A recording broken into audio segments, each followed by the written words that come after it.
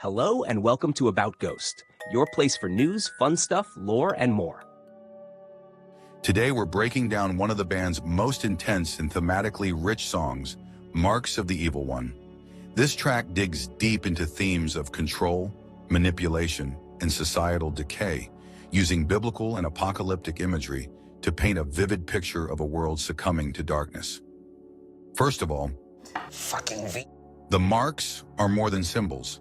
They represent control and manipulation. The term marks in this song isn't just visual, it's metaphorical. Just like a mark in wrestling refers to someone who believes in the scripted performance, here it symbolizes people who have been deceived or brought under control. The spread of these marks reflects the influence of evil forces growing within society. It's a chilling allegory for how corruption spreads quietly but deliberately, leaving no corner untouched. Another important thing is that the song follows the rise of the Four Horsemen of the Apocalypse. Ghost structures the song around a powerful biblical image, the Four Horsemen of the Apocalypse from the Book of Revelation. Each rider brings a different form of destruction, mirroring the collapse of civilization through conquest, war, famine, and death. One rider has a bow, rides a steed, white, and wears a crown, conquering. This figure, armed with a bow and a crown, symbolizes military or ideological domination, control disguised as leadership, Revelation 6:2. A second rider joins on a steed, red, swinging a sword, mongering. This horseman wields a great sword and represents war, bloodshed, and widespread violence, Revelation 6:4.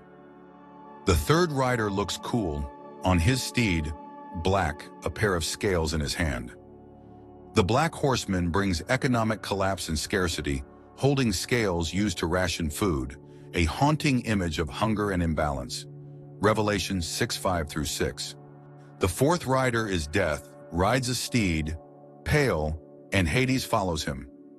Accompanied by Hades, this final rider signals mass death and unstoppable plague. Revelation 6:8. We move on to the chorus, which repeats to show the spread of corruption everywhere. The repeated line, there, the marks are spreading everywhere, is no accident. It drives home the unstoppable nature of the evil spreading across the land. These marks aren't just visual, they are spiritual, symbolic of allegiance to darkness. The repetition gives the listener the feeling of infection, of something creeping and growing just beneath the surface. As the song moves into the second chorus, the theme evolves. There, disciples of the evil one, indicates that those who bear the marks have crossed a line.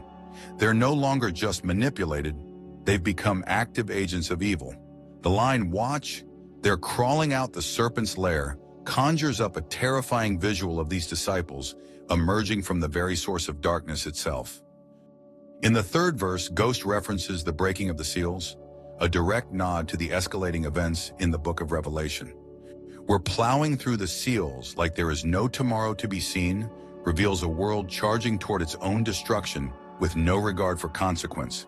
The apocalyptic signs are everywhere, but people dismiss them, as if the falling sky is nothing but an ancient dream. This indifference becomes part of the tragedy. Another theme is how warnings are dismissed as magic tricks and illusions. The line, and when the sun eclipses, it's just abracadabra, is powerful. It critiques how society downplays even the most supernatural or cosmic warnings. The eclipse, normally a sign of celestial power, is reduced to mere spectacle. The use of abracadabra plays into this, making serious events seem like childish tricks. And this takes us to the next point. When evil arrives, it's already too late to turn back. Some hocus-pocus sham. Here they come, here they come, here they come. This line marks the arrival of evil forces. The repeated phrase builds tension, as if the gates of hell have opened, and there's no stopping what's coming. The world was warned, but chose to ignore it. And the guitar solo is the sound of a world tearing apart. After the post-chorus whisper, there, the guitar solo erupts. It's not just a musical break, it's chaos incarnate. The instruments reflect the collapse described in the lyrics, embodying the storm of destruction and evil that now runs rampant. The final chorus confirms that evil has fully consumed the world. There, the marks are spreading everywhere. It's no longer a warning, it's a declaration of reality. Evil has taken root. There, disciples of the evil one. These are no longer humans with choices. They're the army of darkness. The imagery is apocalyptic and final. The last line shatters any doubt. Evil is real, and it's here. The outro hits with raw force. There. There is a fucking there. This isn't metaphorical anymore.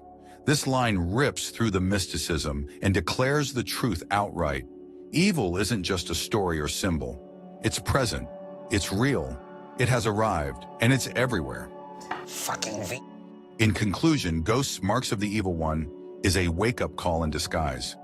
This song is more than just an apocalyptic tale.